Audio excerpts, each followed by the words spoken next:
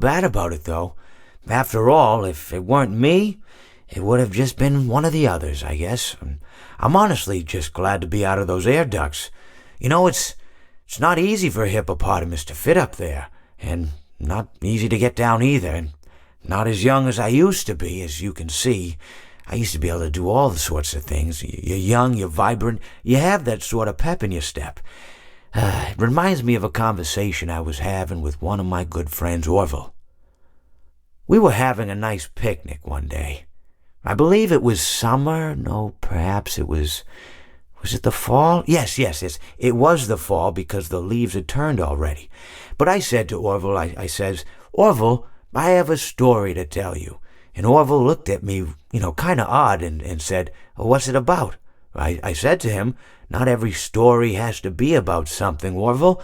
Sometimes a person just wants to talk. Why does everything have to be a story? I said to him.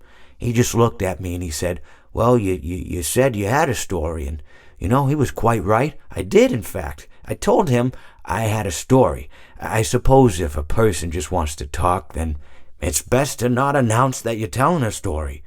Telling a story does come with its own pressures and expectations, I suppose.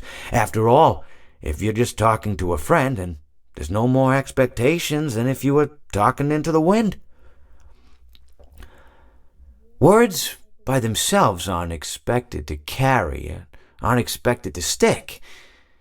But if you announce you're telling a story, well then, there'd better be a point to it all, No one wants to sit and listen to someone ramble on and on and on with absolutely no end in sight. So, it's good to be mindful that when you tell someone that you're about to tell a story, that you have something to say. Telling someone that you're going to tell them a story is tantamount to asking them to stop what they're doing and pay attention. You're basically saying, hey, buddy, stop everything. Stop what you're thinking. I have a solution to everything. And, well, I didn't really have any story to tell. In hindsight, I probably just misspoke when I said that I had a story.